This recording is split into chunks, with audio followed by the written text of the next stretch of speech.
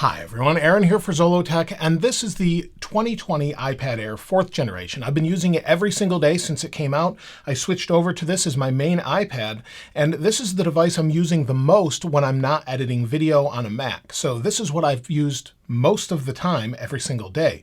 So whether I'm doing email or using Safari or maybe YouTube, this is what I use most of the time. I even edited a 4K video on this, and I'll talk more about that a little bit later. Now, as far as the design, the iPad Air has been upgraded to look more like the iPad Pro. In fact, I'm glad they did this because this is one of my favorite designs. I love the squared off edges to go along with this year's iPhones, and I think it's just better to hold on to. It's maybe less curved around the outside edge, but I think it gives you more grip because it just sits in your hand a little bit better, at least for me. Now, the overall size is the same as the iPad Pro, so you can use the accessories for the iPad Pro, such as the Magic Keyboard.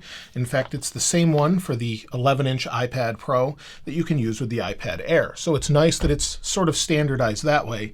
And then, again, the overall design is squared off. On the right-hand side, you have your volume buttons. Then you have the little spot for your pencil to charge and also pair. So if you take the 2nd gen Apple Pencil, it sticks right on there and then pairs with the device. If you have the cellular model, you'll have a SIM card tray here. And then on the bottom, you have 2 speakers, or what looks like 2 speakers, but this is really 1 speaker with sort of a resonance chamber. And the idea is if you block one, the sound will still come out the other one. And so I'll show you that in a little bit. Also, we have USB-C, so you can use this for USB drives, charging, or maybe you have an accessory you want to use with it, connect it to a Mac, for example. On the other side, nothing really there. And then on the top, again, we have 2 speakers, or sort of a single speaker with a resonance chamber, and then TouchID. And TouchID is really great on this iPad. Press and hold, you click it once, hold it, and it unlocks. So let me show you that again.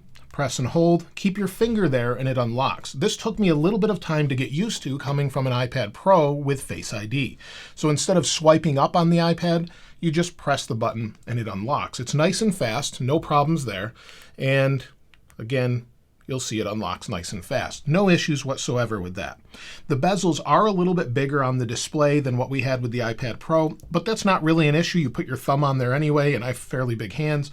And so you're going to cover part of that screen anyway. I don't think it's much of a big issue for probably most people won't even care. Now, the display is really nice and it looks great. It's not as bright as an iPad Pro and also doesn't have ProMotion.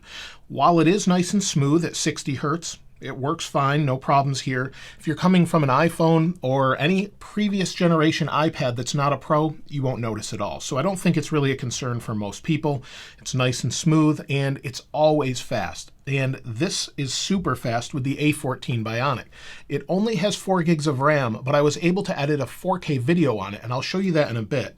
But let's first take a look at the speakers, and I wanted to show you what I mean by when you cover one, it sort of comes out of the other. So let me go into YouTube, and here's actually the video I edited on this iPad. I'll hit play. In general, they're nice and clear. So if I put my hand over, night photos look amazing. Of course, if you're using a 30-second exposure on a tripod, you're going to get the best experience. And you can see how bright and vibrant these are with the new lens that's in the iPhone 12 Pro.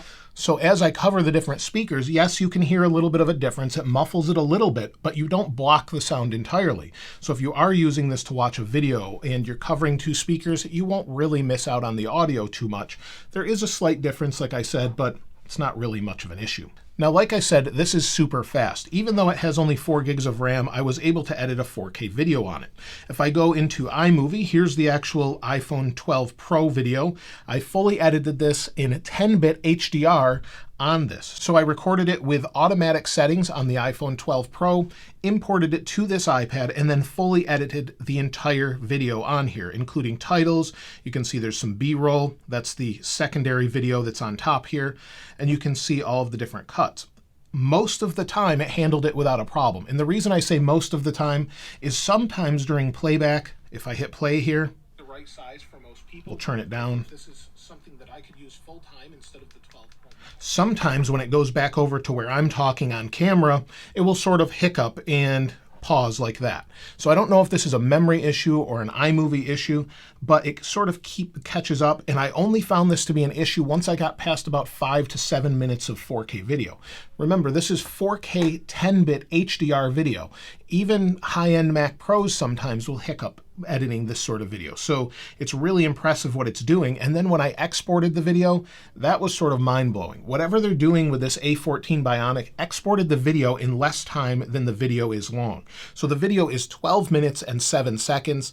It exported in under 10 minutes. I don't know that you can do that on a high-end Mac Pro. So whatever chipset they have in here that's custom, that's incredibly impressive. So I've exported 10-bit HDR video on a Mac Pro before using Final Cut, and it's taken, or on an iMac Pro rather, it took hours to export. So to export this in under 10 minutes really is a testament to whatever Apple's doing with that A14 Bionic. So that was incredibly impressive when I edited this video.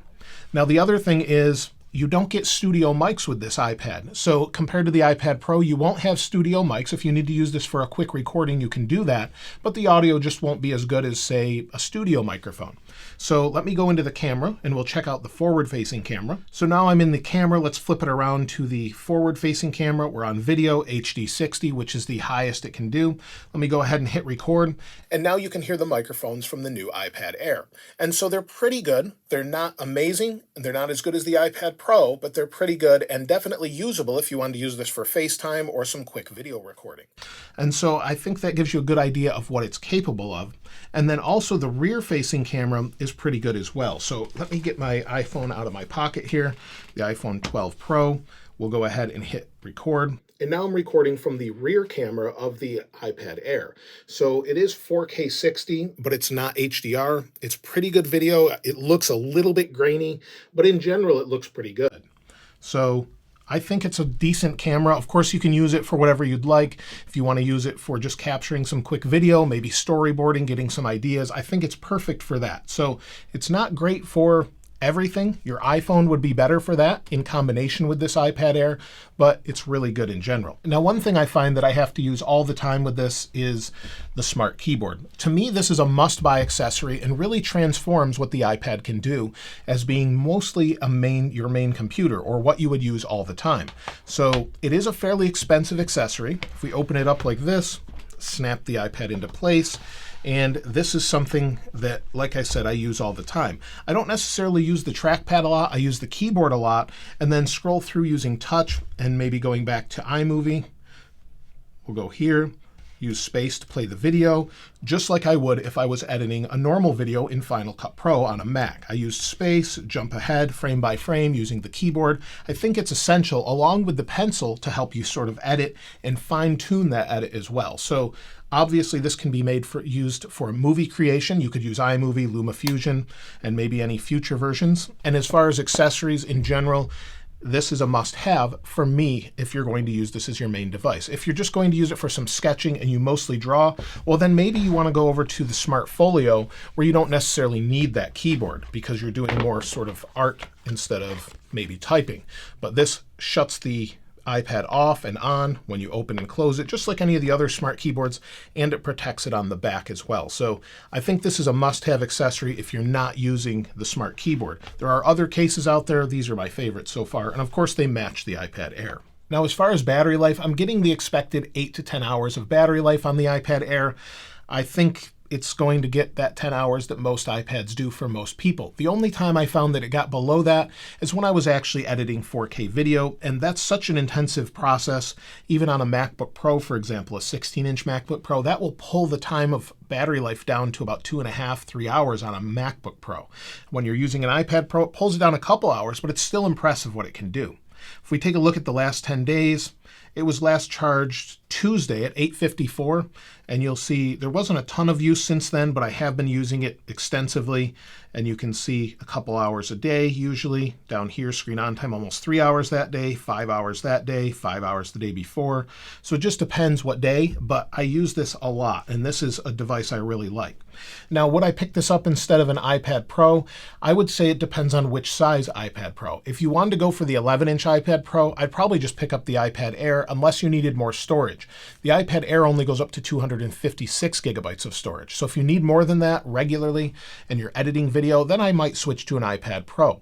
Otherwise, this is basically an iPad Pro without studio mics, without quad speakers, and without ProMotion. So if those things don't matter to you in everyday use, well, I'd definitely pick up the iPad Air first. You've got different colors. It looks great. Now, for me, I prefer the Pro that's larger. So I've got it right here, and this is my 12.9-inch iPad Pro. Of course, you've got a couple different camera options with it as well, and I like the larger size. It just depends on what you prefer. Since I use it as my main viewing device for YouTube and things like that, you can see the difference in size is significant. So if you're going to use it as your main computer and you need a larger display, well, then go with the Pro. If you want the smaller display, for most people, the Air is plenty. It's a great device, and I highly recommend it. And so using the iPad Air every day, I didn't miss the iPad Pro too much other than the larger size. I had to get used to the smaller size. TouchID did take a little bit to get used to. Everything else was so close that I didn't notice a difference. So I highly recommend an iPad Air if you're looking for a new iPad and maybe you're coming from an older regular iPad, an older iPad Air. I love this design and I highly recommend it. If you need a LiDAR sensor or the larger display, then go with iPad Pro. If you'd like to get your hands on this wallpaper, of course, I'll link it in the description like I always do. And if you haven't subscribed already, please subscribe. And if you enjoyed the video, please give it a like. As always, thanks for watching. I'll see you next time.